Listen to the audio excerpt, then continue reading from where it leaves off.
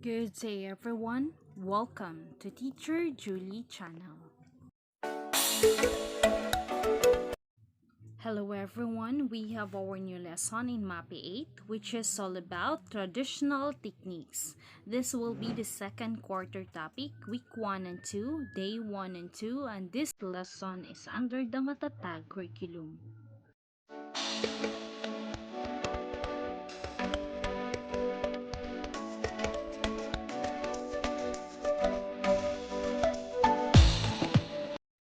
For the objectives, by the end of the lesson, 80% of the learners will be able to. First is to identify the Asian folk art forms depicted in the set of 4 pictures.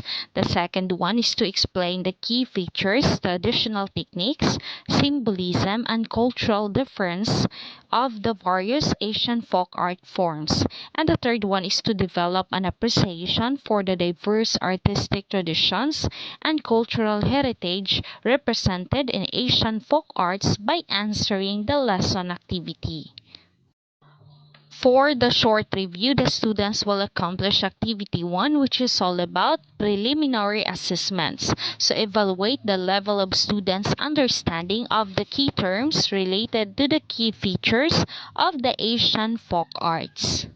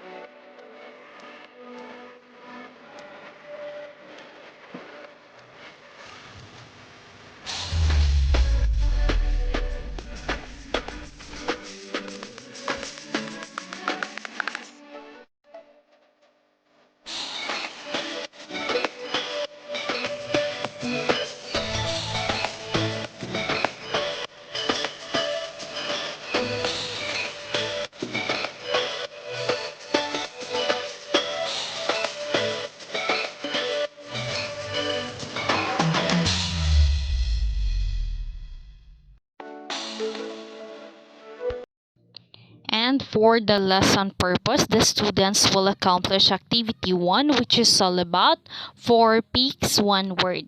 So examine the 4 pictures in each item carefully, and your task is to identify the Asian folk art depicted in the set of pictures. Write your answer in the space provided.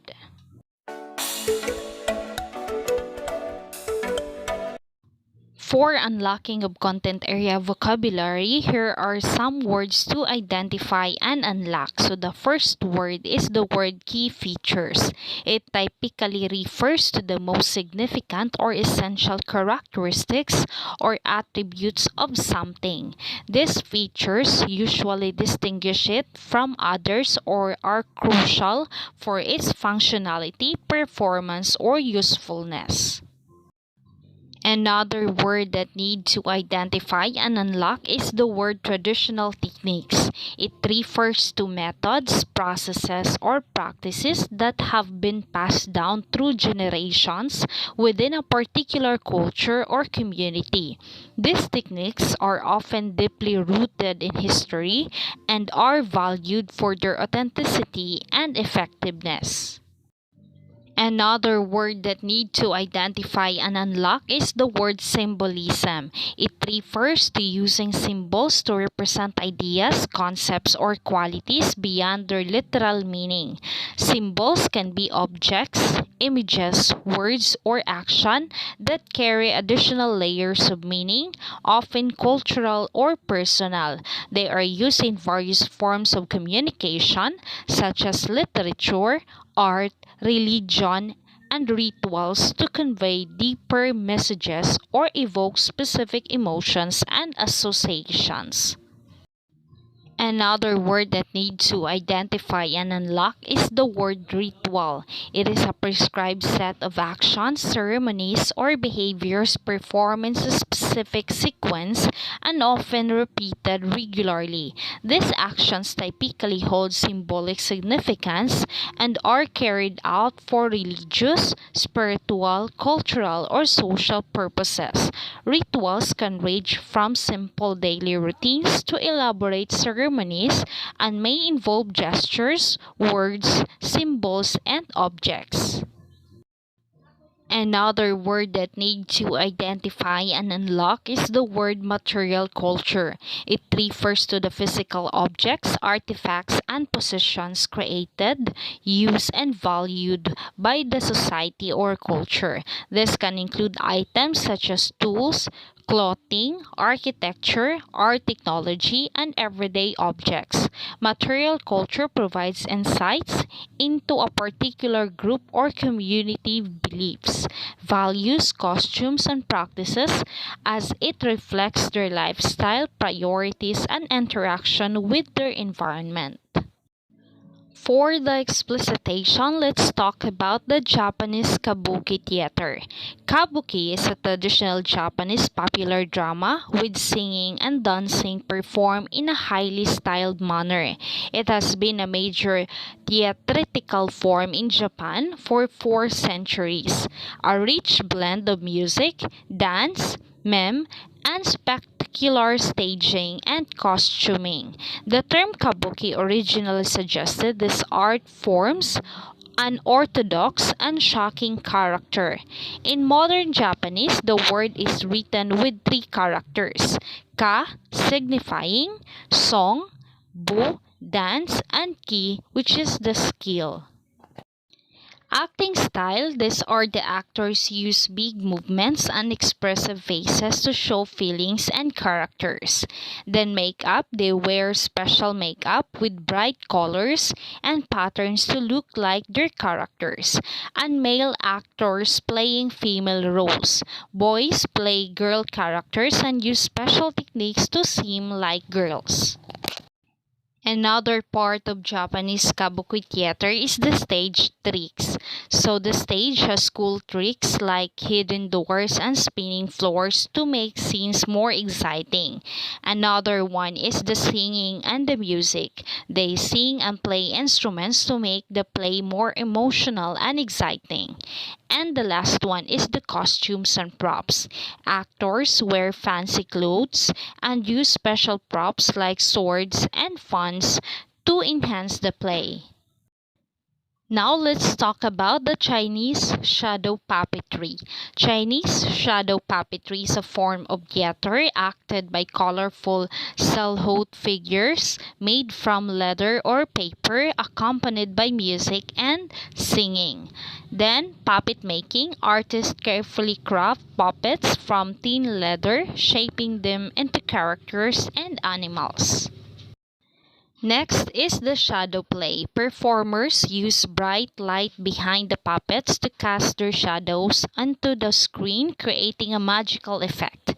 Then the puppet manipulation. So puppeteers use rods and strings to move the puppets, making them dance, fight, and tell stories. Another part of Chinese shadow puppetry is the voices and music. So actors provide voices for the characters and the musicians play traditional instruments like drums and flutes to accompany the action. Then the storytelling. Puppeteers narrate stories as they manipulate puppets, bringing ancient tales and legends to life. Now let's talk about the Thai Khon dance drama. Khon, the Khon mass dance drama in Thailand, is a performing art that combines musical, vocal, literary, dance, ritual, and handicraft elements. Khon performances, which involve graceful dance movements, instrumental and vocal renditions, and glittering costumes, depict the glory of Brahma, the hero of incarnation of God Vishnu, who brings orders and justice to the world. The Thai Khon dance drama, it elaborate costumes. So dancers wear stunning costumes adorned with intricate designs and shimmering fabrics that represents character from Thai mythology and characters. Mask making, its skilled craftsmen create masks with delicate features and vibrate colors to represent the different characters such as gods, demons, and mythical creatures. The Thai Khon dance drama has choreography, so dancers perform graceful and precise movement that convey emotions, tell stories, and depict battles between good and evil. And another one is the hand gestures, known as mondras. Hand gestures are used to communicate specific meanings and emotions, adding deep to the storytelling. And another one is the facial expressions. So dancers use facial expressions to convey their characters' inner thoughts and feelings, enhancing the audience's understanding and emotional connections to the performance. Another one is the music and instruments. So traditional Thai music, including drums, cymbals, and xylophones, accompanies the dance and set the mood and rhythm to the performance. Then is the narration and the singing. So performers may narrate the story through spoken word or song, further enriching or enhancing the storytelling experience for the audience. Now let's talk about the Mongolian traditional art of Khöömei. So Khöömei is a form of singing originating in western Mongolia in the Altai Mountains. The performer imitates sounds of nature, simultaneously emitting two distinct vocal sounds along with a continuous drone.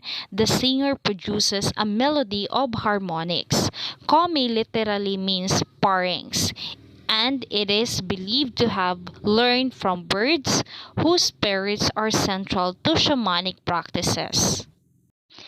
In Mongolian art of Khöömei, performers use their vocal cords in unique ways to produce multiple tones, simultaneously creating harmonies and melodies that mimic natural sounds like wind and water. Throat singers develop strong control over their breath to sustain long, continuously tones and execute complex vocal maneuvers.